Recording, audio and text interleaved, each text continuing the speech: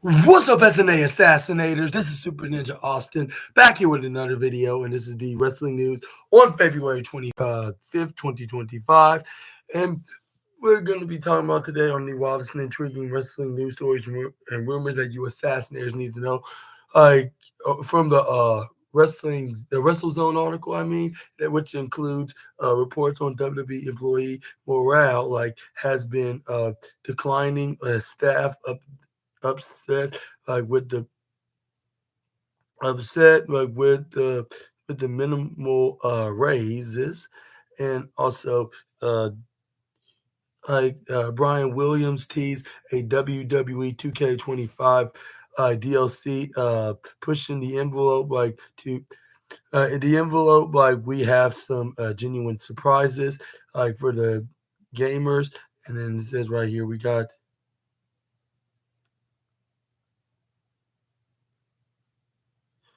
And then we got Joe Hendry completed his mission to become world champion, and the sky is the limit.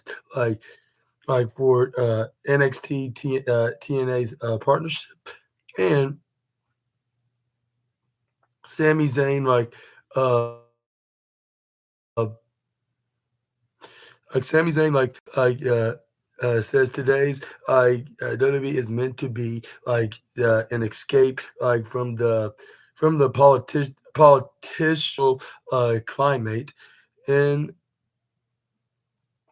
Sabu says Vince McMahon tried to help him overcome his struggles, and Roman Reigns reacts to his WWE 2K25 rating being tied with Cody Rhodes, and plus much more. And yeah, please make sure to subscribe and click on the notification bell if you haven't already. And also follow me and subscribe onto my other channel at SNA and Entertainment, which already got two videos already been released, and you can watch them anytime you want. Which one's about the world of animation and the animation news, and the other one's is a movie news video. So make sure you check them out whenever you have the time to, because it's gonna stay there all day and all like others all day, all week, all year round, and on YouTube, of course. But now let's get into the first story, which is about WWE employees, or WWE employee with a huge capital singular, says that moral has been declining. Staff upset with minimal raises, and according to a new report, morale among WWE employees is down due to multiple factors. Business has been booming for WWE, as the company has reported record numbers since they merged with UFC to form TKO. However, staff members are reportedly unhappy. Brendan Thurston of WrestleNomics reports that multiple current WWE employees spoke of a decline of morale, and reduced benefits, limited pay, increases, and heavier workloads were named as factors. Thurston writes that TKO's projected annual revenue is expected to be between two point $2.67 billion and $2.75 billion. The employees like Thurston spoke with also said that they felt a growing disconnect between corporate messaging in their daily experiences, as multiple staff members said they felt increasingly undervalued. And it said right here, the report also highlights the end of some benefits, including the end of WWE's stock purchase program, and the WWE Superstar program, which allowed employees to reward each other with points redeemable for rewards. More details, Thurston writes that the elimination of WWE's complimentary live event tickets for employees was another source of frustration. Furthermore, while WWE continues to report record financial success, these employees said that it hasn't led to meaningful pay increases as multiple staffers said they received a third a 3% cost of living raise this year, which they claim hardly keeps pace with rising living costs in the region. Like Likewise, employees who had strong performance reviews were told that they wouldn't get more than a cost of living adjustment due to budget constraints set up upper management, while some were expecting raises based on past practices. They were told that increases would not be uh, feasible due to the merger. Thurston also cites employees who said that morale among staffers has been declining for some time now. Employees were said to be discouraged by the lack of meaningful raises and concerns that were brought up to lower and middle level managers were linked to decisions that those that execute the executive level made, in more reactions to WWE's merger. It says right here, Thurston cites sources who indicated that they felt frustrated with these changes, following the merger, and while they respected WWE, they wanted to be compensated for their work.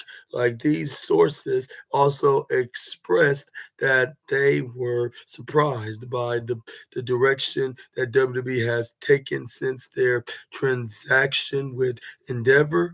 Like episode employees also noted that their workloads have increased as some say they're working 50 to 60 hours a week, expecting especially during WrestleMania season. And it says right here that some employees could Timber Boys noted that they had been assigned additionally with UFC related task, like and following the merger, and they expressed their concern that as TKO continues to expand WWE staff, will have to take on more work without being compensated for it. Lastly, Thurston cited uh, uh, one WWE employee who said that morale has suffered, the point that some staffers feel less inclined to go above and beyond the way they did before. Mike Johnson of PW Insider confirmed that employees had been been talking about the increased workload, as well as the minimum bonuses and annual raises. Johnson confirmed the part about how some WWE employees are upset about hearing how great WWE is doing, while the staff is dealing with the aforementioned issues.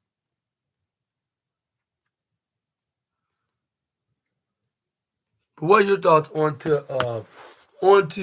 this news story about the employees inside the inside job employees, I should say, of WWE, like and what are your thoughts onto this this declining morale and the upsetting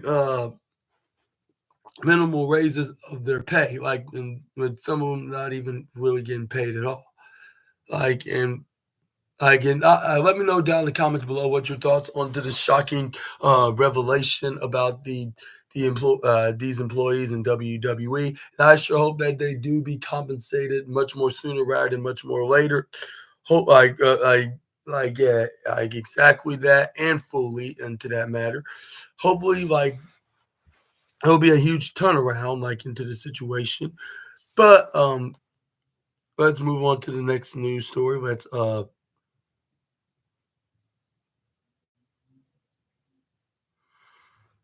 Let's talk about Brian Williams teases a WWE 2K25 DLC. We're pushing the envelope. We have some genuine surprises. Said the developer. This is where he Brian Williams is very excited about the DLC roster for WWE 2K25. WWE 2K25 developer Brian Williams recently sat down with WrestleZone's senior editor Matt Black when asked if we could get any hints in regards to the DLC for WWE 2K25. Williams excitingly dropped some sly hints to raise fans' anticipation, and this is what he explains about the excitement to expect about the latest WWE game. I can feel, I can give you a hint. Give you multiple hints. Actually, I meant to only hints like I'll just start off with I know because I talked with our good buddy Al, yeah, good buddy Al. The DLC will be announced soon, so fans won't have to wait too much longer to find out what we are offering this year. And secondly, I will say that I am super stoked about this year's DLC. We've got some surprises, some I mean a lot of surprises, characters that I think, of course, I think if anybody thinks about you, no, you're oh, probably this character, this superstar. We have some genuine surprises, some shockingly characters I think was shocked that we were able to do what we're doing. So yeah, I'm excited, and I think the fans will be genuinely very excited about this DLC offering. And he added on the tease, like I said, I mean some wrestlers and surprises that I'm sure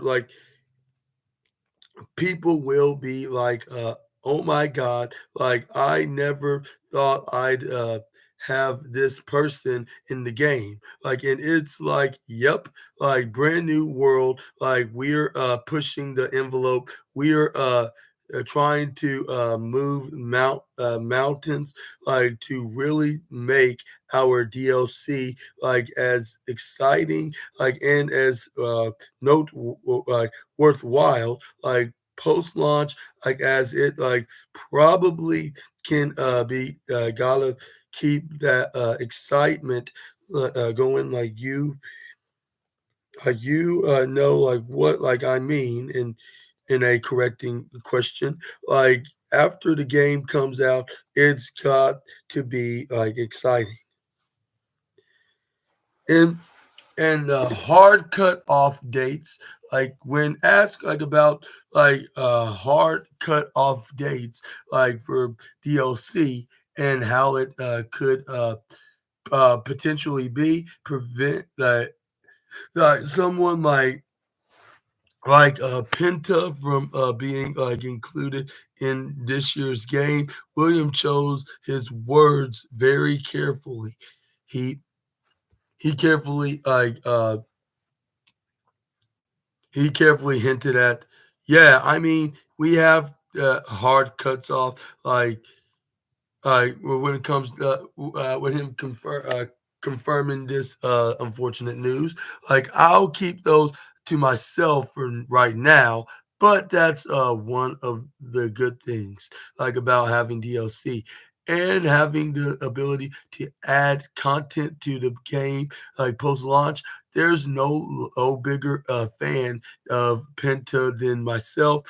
I'm looking at my action figures, like, and I still don't have one, but I'll get like one soon. Well, the only action figures that have a Penta is that it's from the other company, which I'm not sure if I should mention right here while I'm talking about this news story. That would be kind of irrelevant, like in many ways. Like, and I'm not saying the company is. I'm saying me bringing it up will be like in the first place. But, anyways, right here,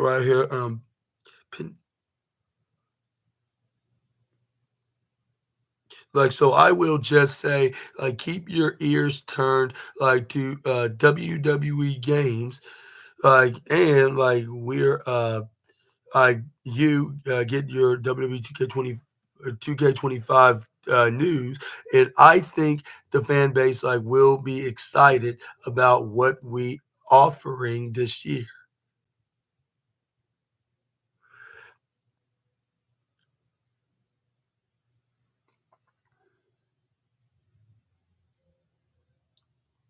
And it says right, and what am I talking about?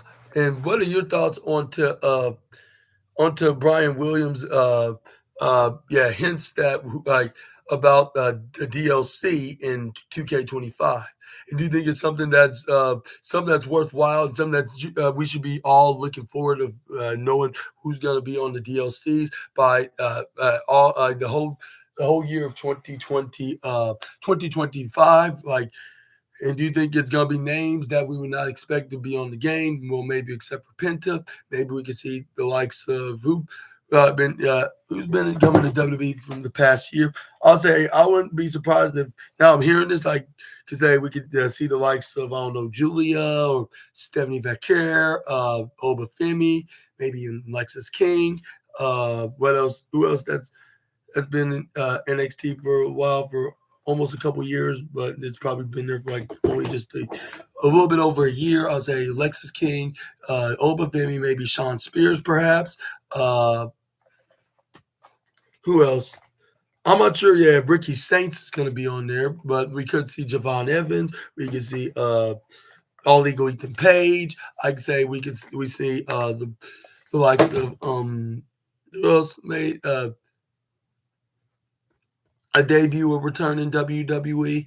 Trying to think of names. Uh, like I can just go down the list, but I'll say except for those two guys that are from AEW, like Ricky Saints and Penta, which the one thing they do have in common is working at that place in particular, and also winning tag team gold there. with their respective partners, of course. But let me know down in the comment section right down below. Give me your prediction on who is Brian Williams is referring to. Like when he's saying like the reactions that the fans are going to be saying, including ourselves, when we buy the game, like us gamer assassinators, will probably be like, oh my God, like he really, he really put this guy in there or this gal in there. Like I was not expecting them to do so. I was just waiting for to get them on DLC, but now you don't have to. I mean, not DLC. I mean, get them on the creation community sites on the game by downloading them from through there. But we don't have to do that. Like we can get like an up to date version of them, and it's gonna be more of them like in an accurate manner. Which that's all. Maybe DLC is a bit too expensive, but at the same time, it's all worth it if you're trying to get everybody on the roster from WWE that WWE has to offer. Right, from somebody like which I think, in my opinion, they should have everybody that's currently on the roster from 2025. If you ask me, like at least in the beginner stage of 2025, to make it more, yeah, I think they should have everybody on the roster so to make it a bit more accurate.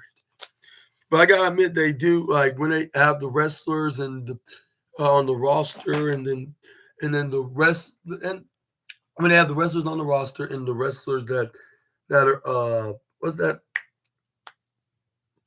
like all the wrestlers that's on the roster and then what stats they're on, like it's exactly accurate. Like it like on to the game onto real life. And I'm not saying that the creation community is not like that, but there's some elements that the characters on from DLC has, but the creation community doesn't. Like with an updated like theme music and entrance, and also their maneuvers as well. Like they use like certain moves that's unusual what other wrestlers do, but and yeah, and it's not like a little bit of a generic move or a generic version of that specific wrestler's maneuver. Which I'm not trying to diss anything about what W what everybody have to offer in the DLC. I mean on the creation community downloadable characters, but it's just DLC is probably just like probably something that's more accurate, yeah. But we're gonna have to wait and see who's gonna be on this year's DLC in 2025. But yeah, like that's gonna be the pre-order edition of WWE 2K25 will be out in March 7th, while the regular standard copies are gonna be available the next 7 days later, in a week even, like which we're gonna have to wait and see what's gonna be the updates from that. But we got next up, we got some Joe Hendry news to of completed like had the mission with world title win. Like the sky is the limit. Like for NXT TNA partnership. Joe Hendry is ready to have an even bigger year in 2025. Hendry won the TNA World Championship at Genesis, like on Saturday night. Like the new champion, like spoke with WrestleZone's managing editor Bill Pritchard, like about like what the moment like meant to him and like what might be in store moving forward. Hendry said it's hard to convey like how satisfying like his title win feels like, but he's like ready to see just how far this run can go. And he explains, I believe that Kurt Angle was the very first holder of this in this of this incarnation of the championship. Which now that you mention it, I believe he is because TNA originally had like the NWA World Championship or something like that.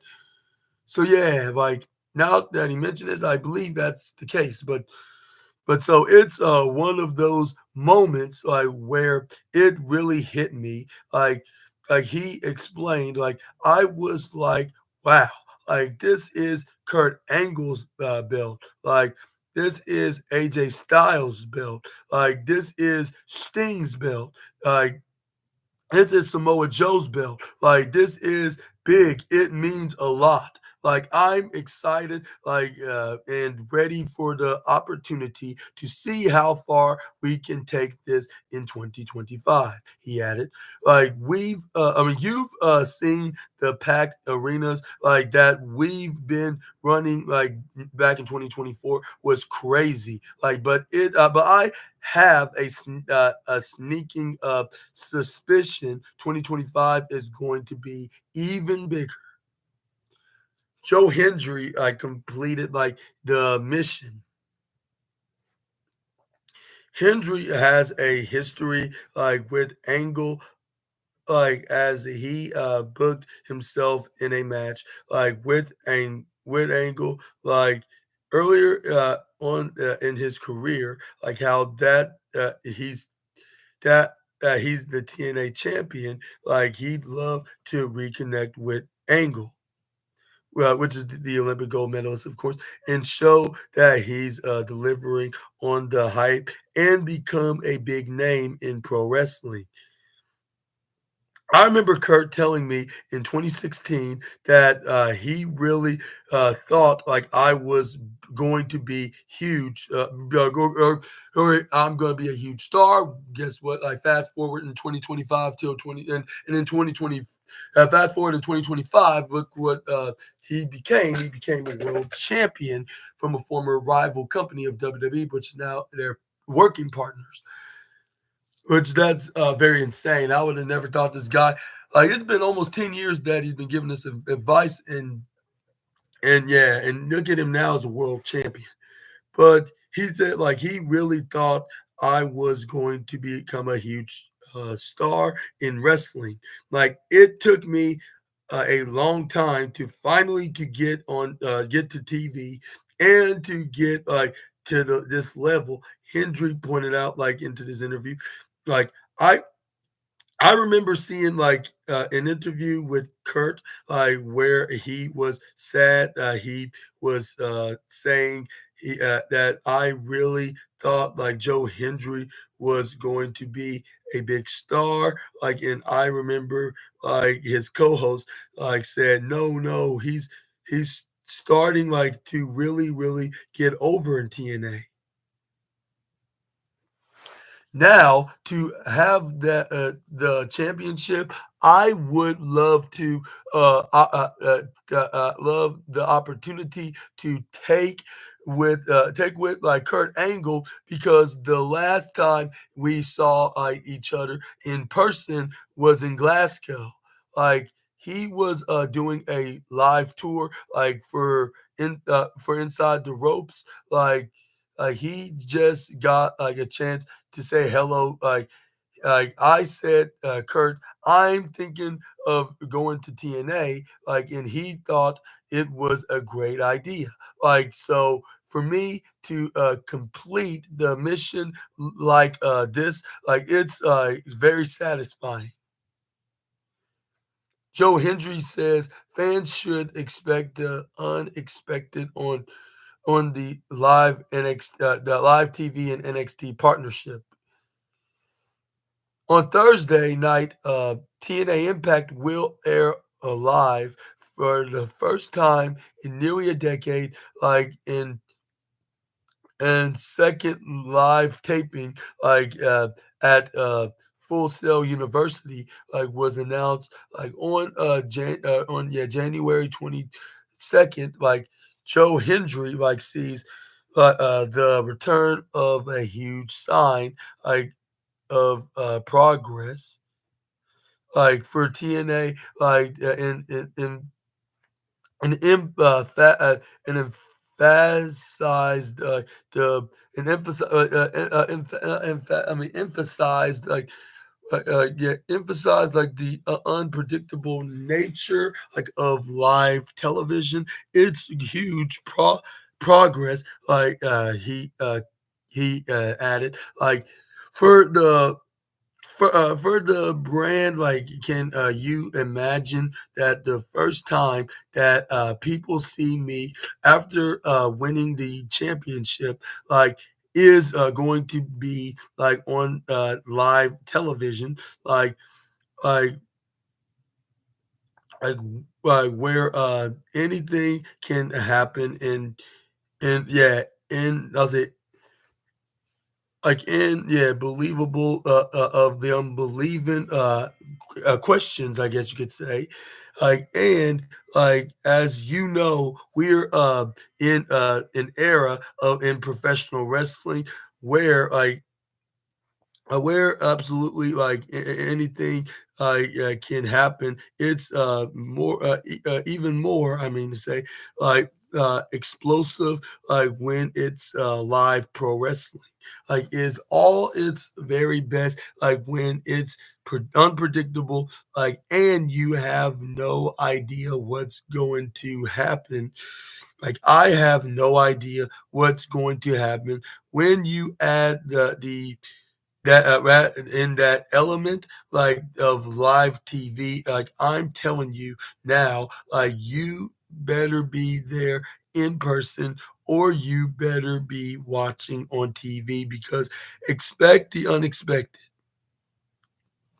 Joe Hendry then also added like the partnership between TNA and NXT. I go to expect the unexpected. Like when it comes to when it comes to TNA talent crossing over to the black and silver and yellow brand, and vice versa, of course. But like TNA and WWE NXT just yeah formally like announced a long-term partnership with each other, and Hendry already like has a brief history of showing up like on NXT. He said it's hard to give the TNA roster advice since nobody knows what's coming, but he feels like TNA has been well represented.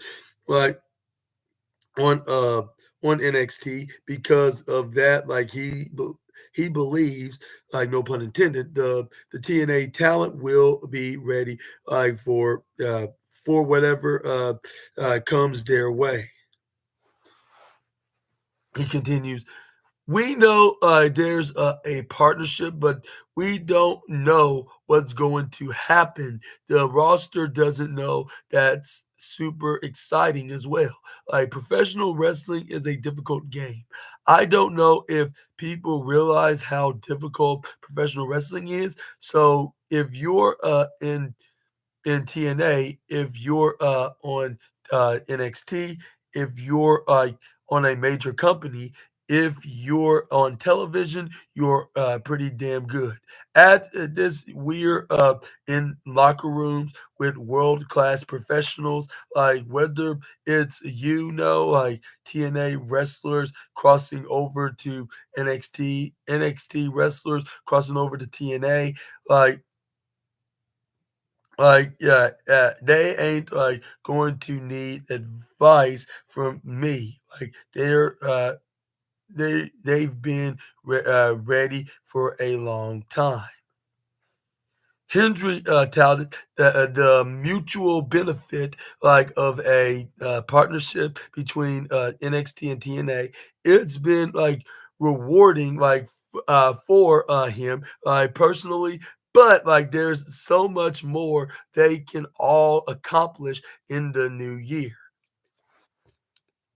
When I think about my own journey in representing TNA and NXT, like we had the most viewed clip like on X, like in all of wrestling when I made my debut in NXT. I was fortunate enough to win both the TNA and the NXT Moments of the Year awards. Like I was fortunate enough to main event No Mercy. There's an N64 car contrigued like in my house like with No Mercy like on it. Like I'm going what is going on in very unbelievable questions like, and that happened like before we like announced a formal multi-year partnership to say expect the unexpected. Sounds like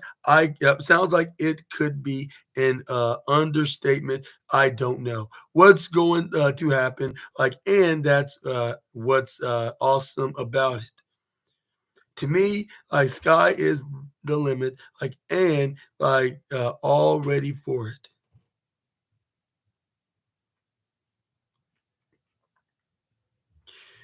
But what are your thoughts on to what are your thoughts on Joe Hendry about his story into the wrestling business and it was it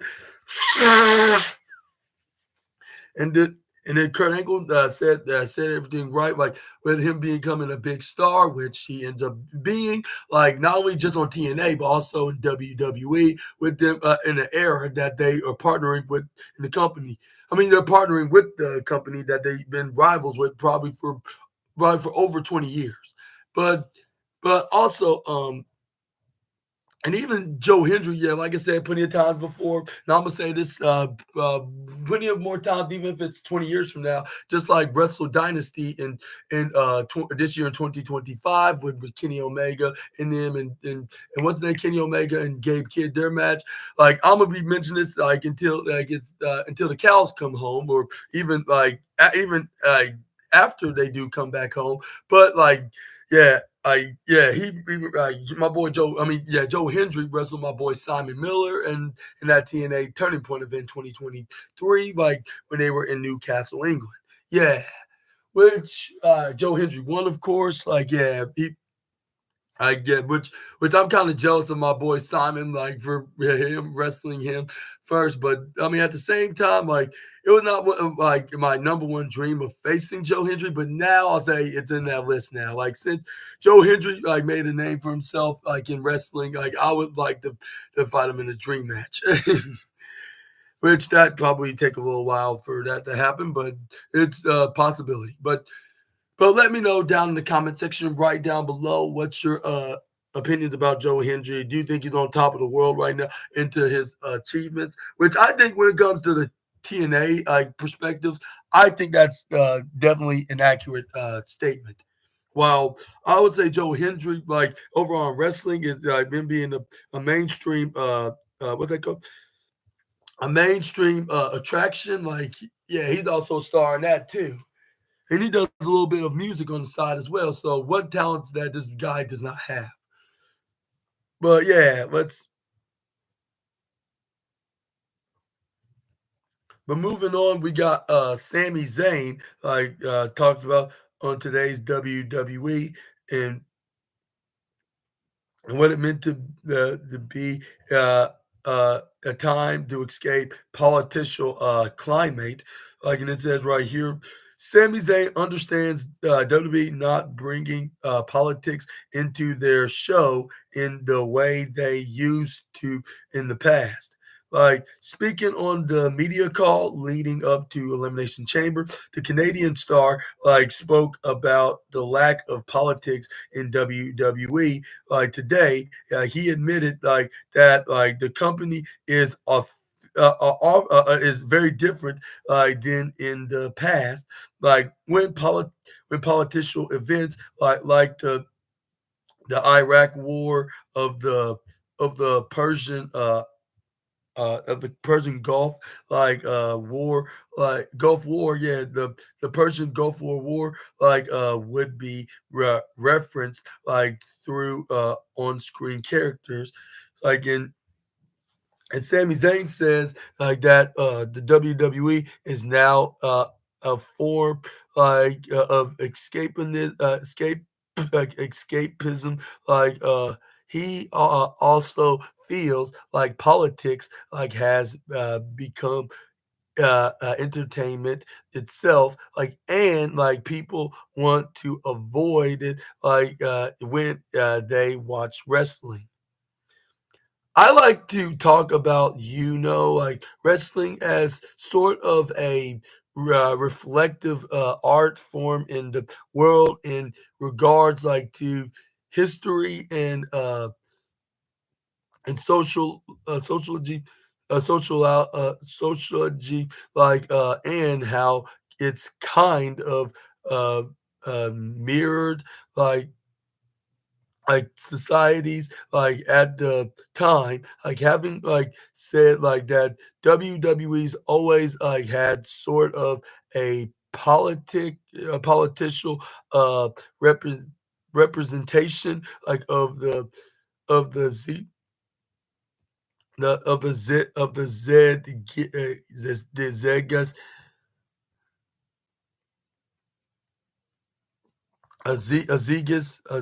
Zegas of the time, right? And in the explainable question, so you know, in the 90s, during the Persian Gulf War, like we had a sergeant we had Sergeant Slaughter with the Iraq staff even prior to that. And before I continue on to point out, the Gulf War, the Gulf War, let's just say, my father served into that, I believe, yeah, because yeah, he was in the army at that time, in the early '90s.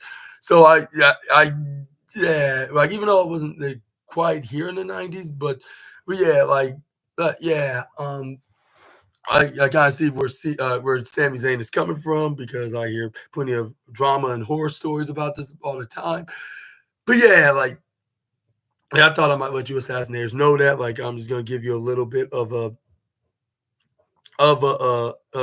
a little bit of a hint of that. But anyways, we had yeah, what I'm talking about. I already talked about that. In the '50s, we had Nazi villains, Nazi and staff that in Japan and Japanese, whoever the villains were in polit the political climate were reflected in the world of pro wrestling. Now, I think in a strange way, we are doing a sort of weird anti-reflection or reflection wherein we just simply don't touch politics anymore as a company, no, no, nothing about the political climate is reflected in the product. I think, in some ways, that's also a reflection of the society. We currently live in and the sensitivity to these things. Sami Zayn, Sami Zayn said about WWE is meant to be escape, escape, escapism. Yeah, escapism. Like, but I also I think it's because WWE is meant to be an escape from all that stuff, especially the most real the more real and the more felt a one a day-to-day basis on a day-to-day basis.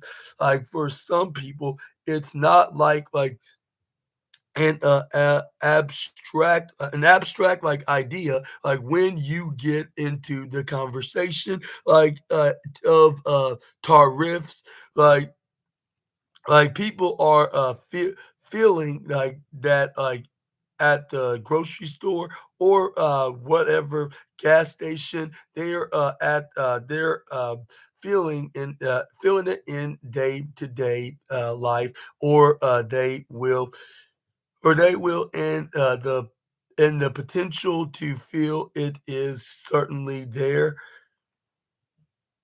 So I think you want to go somewhere where you don't have to think about that stuff altogether. And I think that's what WWE provides. Now, where politics has become like so mainstream, and it's almost turned into an entertainment form in its own right, like which I have a lot to say about, but I won't get into that. Like all this to say WWE is a place to kind of take that hat off, and just enjoy it for what it is.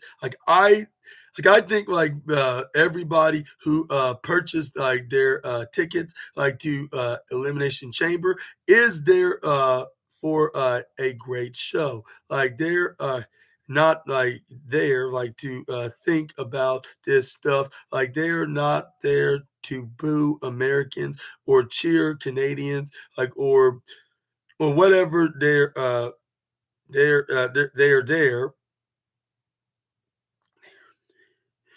for the show, and we're going to give them a great show. And yeah, Sami Zayn will compete in a unsanctioned match against his longtime best friend Kevin Owens, in their home country of Canada, even though it's going to be in Toronto, not exactly in Maryville or even Maryville or even Montreal, which that's in the state of Quebec, the state of Quebec, of course, but let me know in the comment section right down below who's going to be victorious this Saturday. I understand for some reason why I'm now getting used to pay-per-views being on Sundays, which we haven't seen it being like that on a normal basis probably ever since 2020, if I'm mistaken. Yeah.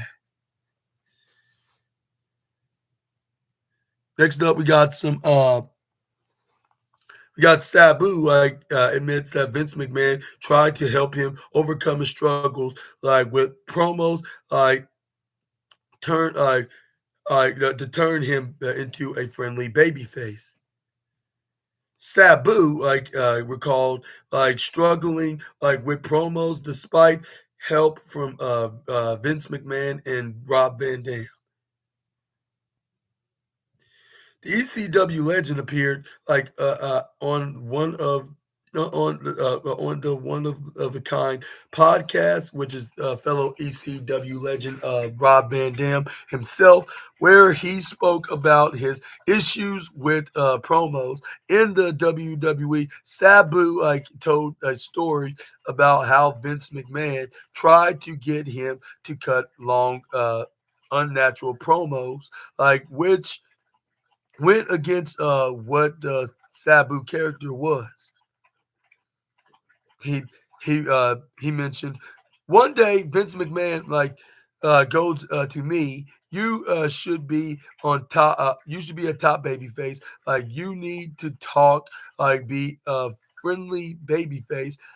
I said, yeah, but I'm getting over the way I am. He goes, I could get you over so much more. I said, yeah, but I kind of like what I am doing. In an understandable questions. I don't I did it myself. He says, no, you talk, and I can make anybody talk. Just just me, you, and the camera. I said, all right. Sabu says that McMahon wanted it to be the two of them working on it, but Sabu invited RVD to join him for moral support. And it says right here that, and he added I couldn't do it. Vince tells me say uh, hum, homicidal, genocidal, suicidal. I am Sabu. Like, I can't, do that. I don't call myself that. Like, I was too afraid to say it. He can I'd never, say I'm, the greatest of, greatest or the best. Like, I'd, never say it. Like, it's hard. I'm not, an actor. I can't act wrestling. Like, to me, isn't acting, it's natural. I act like myself, and that's easy. But if I have to act, it's harder work. Like if I see through it, like and the fans like will see through me. It says right here, Sabu said a promo with Stephanie McMahon like lead to him being fired from WWE. And continuing, Sabu talked like about like how his promos troubles led to him being fired from the WWE like in the past. Like Sabu said that the refusal like to do a match led to John Laurinaitis firing him. Now like he maintained like that his promo issues like led to his dismissal. What are your thoughts onto this storyline with what's your thoughts on not storyline, what I'm talking about. What's your thoughts on this revelation from what's his name? Sabu about like Vince McMahon wanting him to be more of a baby face, like a friendly like a friendly baby face kind of persona, which like he would not mind turning babyface, but he's already being well liked as the guy that he is, right? Like is this hardcore homicidal character. Even though like most homicidal characters like should not be getting like a hero's welcoming type of character. But Sabu would have made it work, like someone like Sandman or Tommy Dreamer or anybody like that that does some extreme stuff that'll make him more like a badass. Like that's a fan favorite that everybody would like to cheer. But anyways, yeah. So I think they should have kept him like it is. He is like there's nothing that to be changed. Like the old saying goes, if it ain't broke, don't fix it. Like which there was nothing broken about Sabu in this caliber.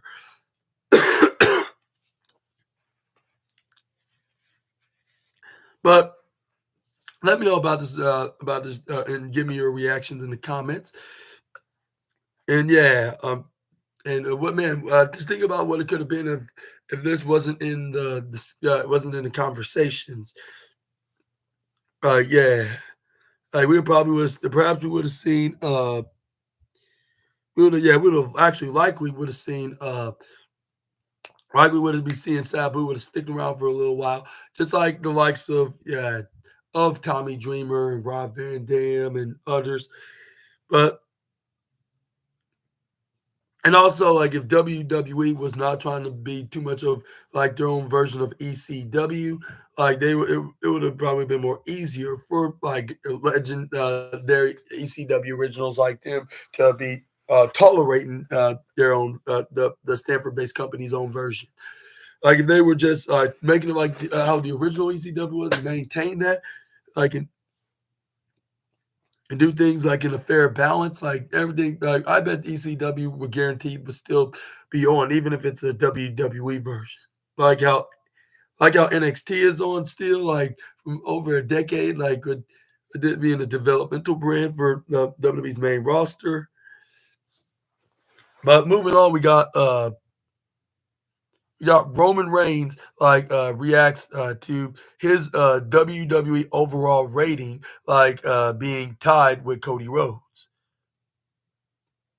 Roman Reigns is not quite thrilled like with his rating in WWE 2K25. Like in a tweet from WWE Games, like shared a clip in which WWE's former undisputed champion Roman Reigns was told that his rating in WWE 2K25 was a 96. Like he was also told that this was tied with Cody Rhodes, like for the highest like rating for any active superstar like who was in the game.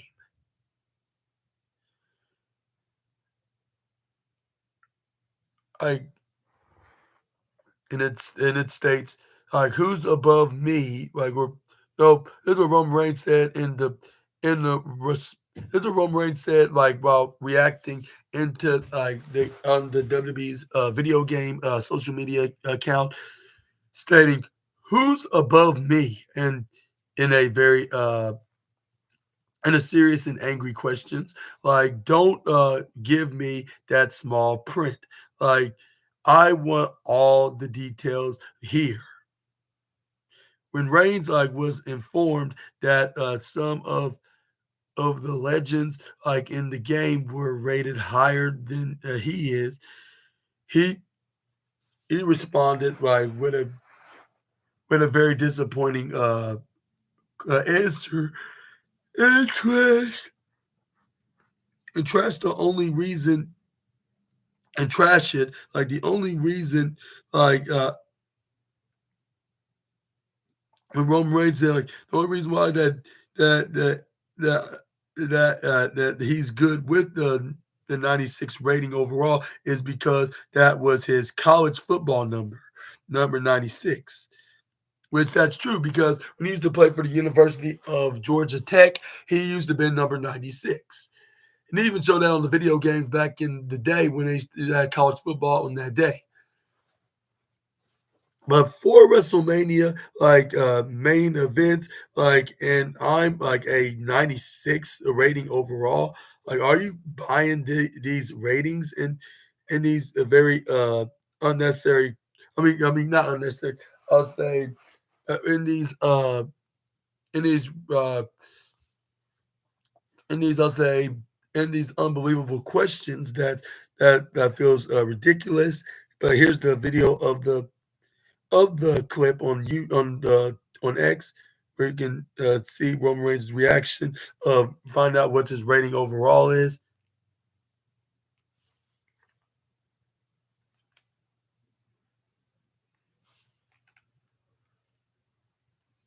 What do you think your rating is? 100. Your rating this year is a 96, but I will say it is the highest in the game for any of the active superstars on the roster, tied with Cody. So, what are your initial thoughts on that? No. Let me backtrack you. What do you mean, who's above me?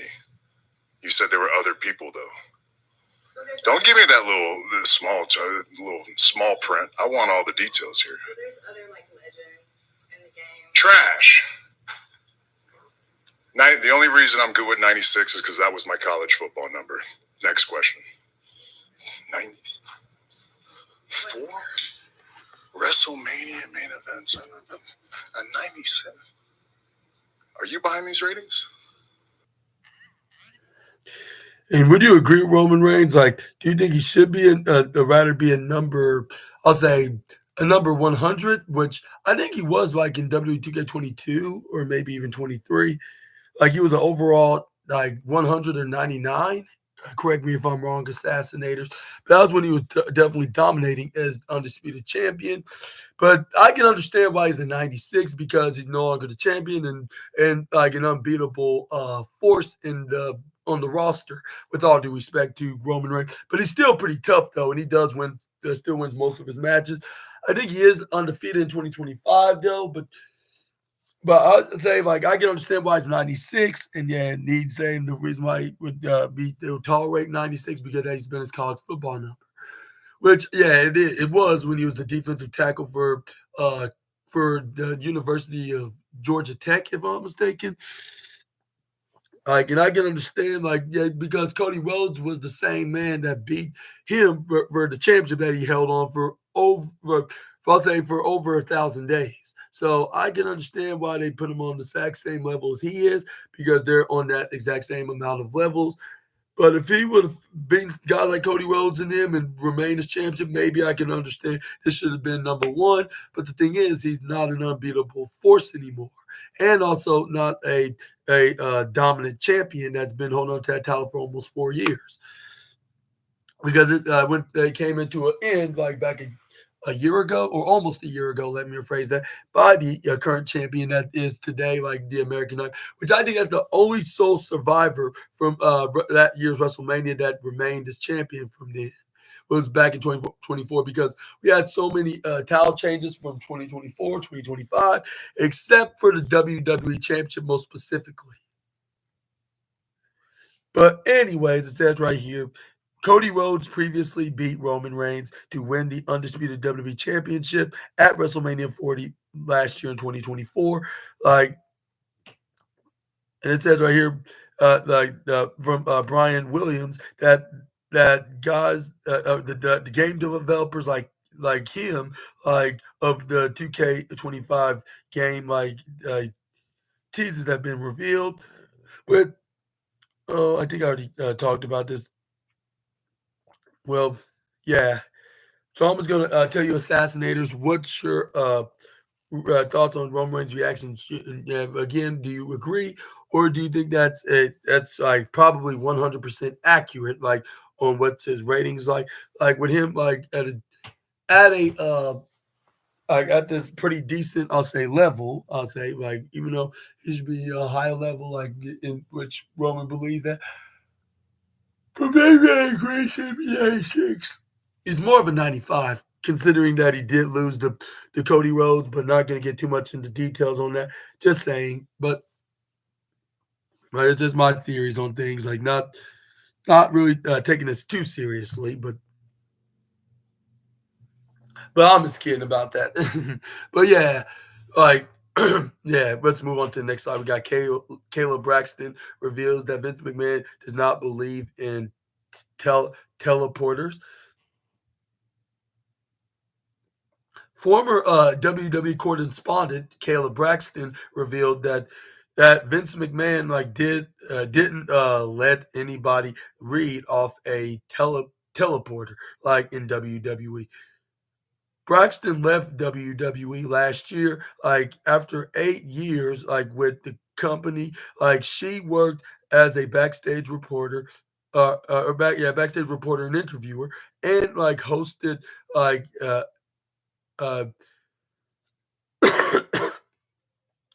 hosted of shows with the likes of The Bump and providing to be a value member of the WWE roster.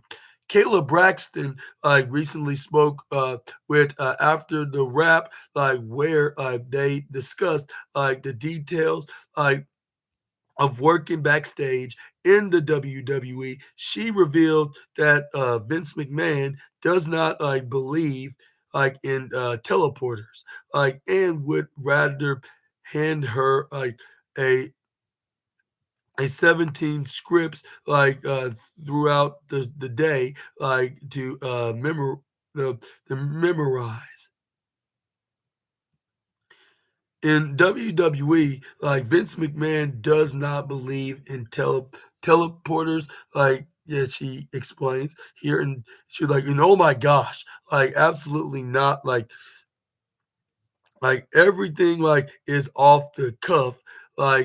When I did backstage interviews, the that was scripted. I would get a script beforehand. The scripts would change 17 times in the night. She explained like they kept handing me scripts and I was stop handing me these until we're about to go live because I don't want to memorize all of this in very exhausting irritation and stressful explanations. like uh, Becker said that talent still needs to know their stuff and be on their game. This was evident in one of her final interviews with L.A. Knight, who went off script during their segment. She uh, she explained, like, I was very tired. Like, we had just gotten back from France. I think so. Like, I was jet jet lagging, jet lagged. Like, he went totally off script, and my brain just froze on camera. Like, I could have just said, yeah, like, but I didn't want to do that. Like, so yeah, like, no pun intended. Those interviews were very scripted.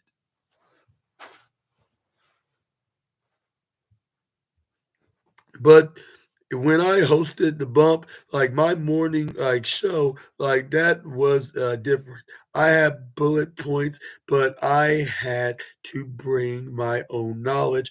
Like I knew like you grew up liking this, and like or back in 2004, you wrestled at the independent show at this independent show. Like that's the kind of stuff you have to know.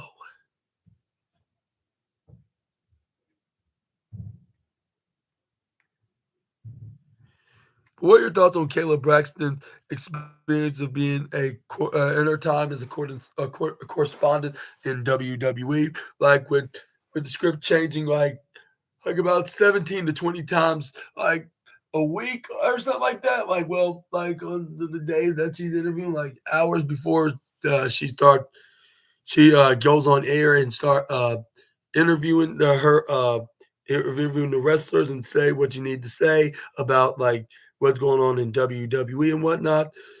Which I bet that she's glad that she no longer don't have to do stuff like that, like with her going for to that profession to a totally different one. And I sure hope like for the almost a year now, like she's been happy and hopefully that she's doing like much better than she was before. Just saying, like in general, like with her personally, professionally, and mentally, like and physically, of course, yeah. But next up, we got Amanda Kiss, like reveals the pretty reason behind her signature smile. Like Amanda Kiss is always smiling, and there's a good reason for it. Some might think it resembles the Joker. Others might call it a nod to the Smile film franchise. Like according to Kiss herself, however, like her elongated smile simply like comes like from a place like of pettiness. During an interview with WrestleZone's LMJ, like Kiss revealed the story behind her signature facial expression. She yeah she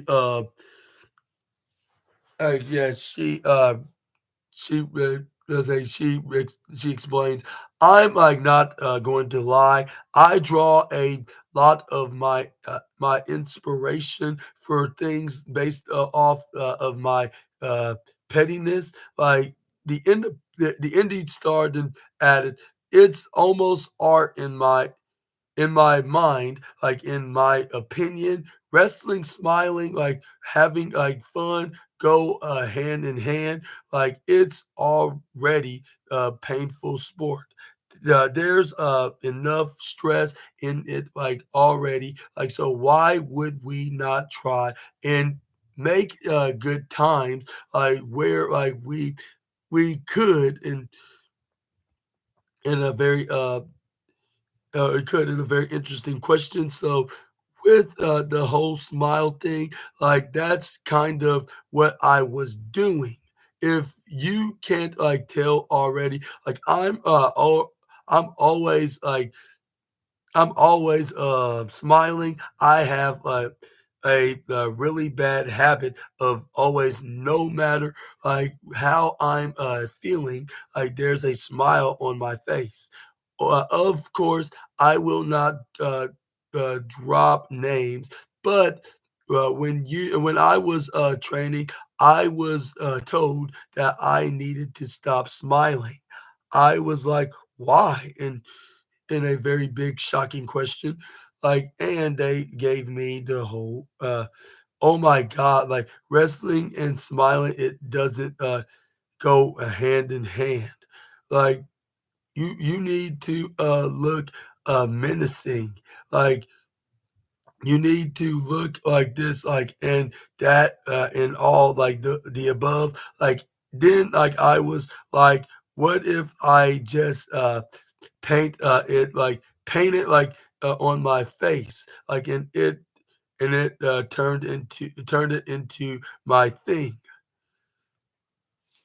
Thoughts on the Smile franchise, like in a very curious in very curious questions. Like just throwing out there that's like a random question as well. Last year's Paramount Pictures like released the sequel of Smile, like which is called Smile 2, of course. Like to the original psychological supernatural horror movie. That's what basically is like in that that's been explained. Like the first Smile film debuted in 2022. Growing up like in a strict household, Kiss admittedly wasn't exposed like to a variety of shows and movies such as those similar like to Smile like in recent years. However, like she has made like an efforts and made their effort like to catch up like on some classics. Like the Smile franchise, I saw like the trailers like for that, like, and I was like, oh my god, like I feel like a connection to this, like so every time I would like see it, like I would automatically think, oh my god, like Amanda Kiss, my character, like I want to watch this so I could draw my from this. Like I'm all about drawing from sources that aren't wrestling. What are your thoughts on Amanda Kiss getting her gimmick from a horror movie, like especially from that one in particular, which I watched the first one, but I have never got a chance to watch the second one. It's just, I'll say, brutally crazy. I could describe the movie like that's the best way to describe my experience of watching a horror movie. Which it's something like if you're into very scary, I'll say, uh, gory, like in graphical horror, like this is a movie for you. But if you have a very weak, squeamish stomach, I would suggest you not to watch. Like if you're not into horror movies, just don't watch the movie. But anyways, that's my best recommendation. Like if you wanna ask me, but I guess we're gonna end today's wrestling news video with some Marina Shafir. Yep, I'm talking about one 1/5 of the of the worst faction of all elite wrestling. But that be drinking that disgusting toxic water and holding the briefcase and trying to be like a Rhea Ripley of AEW, like when she was in the Judgment Day, like. But you got that briefcase that holds on to the AEW championship that's been taken hostage by the faction, and also has that disgusting toxic water that's in a spray bottle, which that sounds very disgusting. Ah, I better shut up. But anyways, luckily we're not talking none about that. We're talking about her experience from Raw Underground, which I remember when she was on Raw Underground like in weekly basis, with along with the other two fellow four horsewomen of the UFC, Shayna Baszler and Jessamine Duke, if I'm not mistaken. But yeah, Raw Underground tried to rip off Josh Barnett's Bloodsport, And Marina Shafir admits that Raw Underground was just a uh, a blatant ripoff of Josh Barnett's Bloodsport or Josh Barnett's Bloodsport event. Let me say that and properly speaking. Like in August 2020, like WWE was experimenting with different ways to present pro wrestling due to the restrictions due to COVID-19. Like one of these was Raw Underground, a Fox Underground fighting league, taking place in the basement in the Thunderdome, and it featured a ring in a, a dingy space with the ropes removed and wrestlers surrounding the ring the scr- the scratily clad dancers gave it a very seedy vibe which apparently is what Shane McMahon was going for. AEW star or now the current AEW star Marina Shafir was one of the wrestlers who was featured on Raw Underground, although she admits it wasn't exactly an original idea. Shafir spoke with Chris Jericho on a recent episode of Talk is Jericho. The AEW star talked about taking part in Raw Underground, which she said was fun, but was a clear ripoff of Josh Barnett's Bloodsport events. While she enjoyed it, she admitted that the concept fizzled out before it was killed off completely during the pandemic. Like Underground was like Shane McMahon's Fight Club. Like they tried to rip off Josh Barnett and do the no ropes thing the no ropes thing. It was interesting when I did it. The shit was fun. I got to wrestle one chick, and it was kind of a squash match, and it was nothing like my blood sport stuff. The production is different. It was just different. I mean, I got squashed one girl, and then we did a run in with Nia Jax, and it just fizzled out, and COVID happened not too far after that.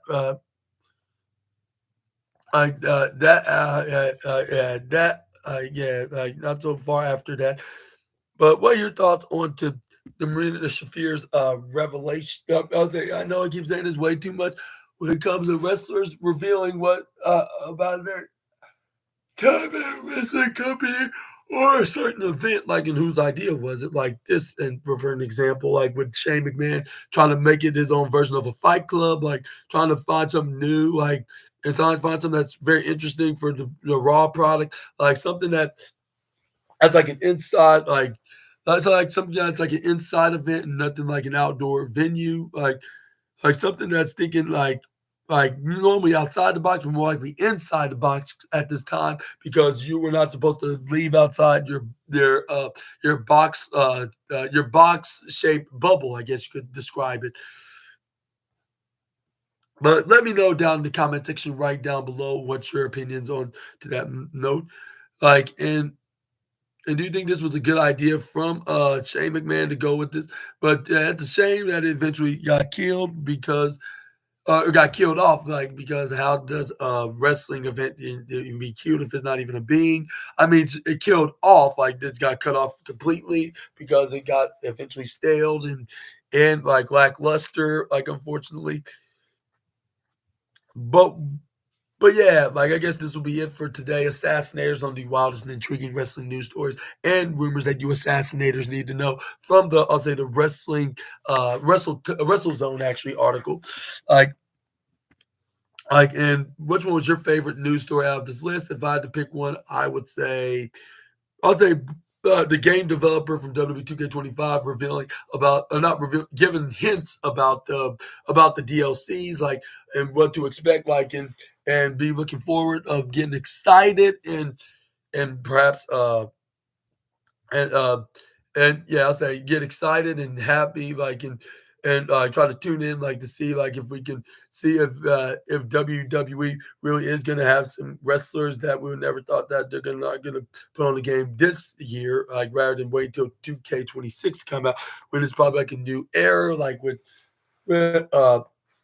2K26 is probably going to be only exclusively on like games like PS5 and Xbox Series X and S and PC, of course, and maybe Nintendo Switch 2 because Nintendo Switch 2 is about to come out in April, which I heard from fellow gamers on YouTube about, which I hope these rumors are true, which they did say that the Nintendo Switch 2 was about to come out in the springtime exactly, which that's probably like 2 months from now.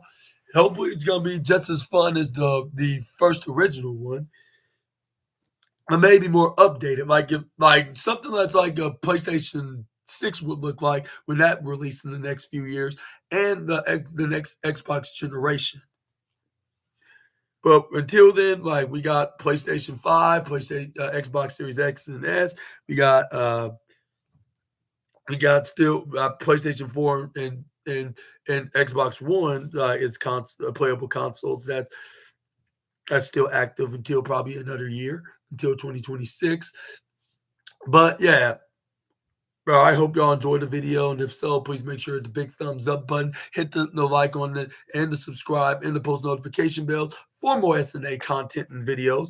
And make sure to check out my NXT review video, which I'm gonna be talking about matches like from the finally we got the two biggest debuts from TNA that's gonna be on NXT tonight. First one being what's his name which is going to be Moose taking on Lexus King. That's going to be the open. That should be the opener, by the way. But and also we got the TNA Tag Team Championship on the line. We finally see the first time ever debut of the Hardy Boys, Matt and Jeff Hardy, which they never wrestled on an NXT ring, but that's all going to change tonight, just hours from now. And also we got what other event that's going to be happening. Oh yeah, I believe Carmen Petrovic is going to challenge Stephanie Vaquer for NXT Women's North American Championship. And who do these go win that match as well? Let me know all about that in the comment section right down below. But yeah, this TNA crossover is starting to get more and more exciting. Let's hope we'll see more of this a bit more often. I mean, I don't think they need this just to get some ratings. I'm just saying this because of genuine excitement, like on what to expect about these crossovers, and maybe it's a good idea that they make this more sparingly because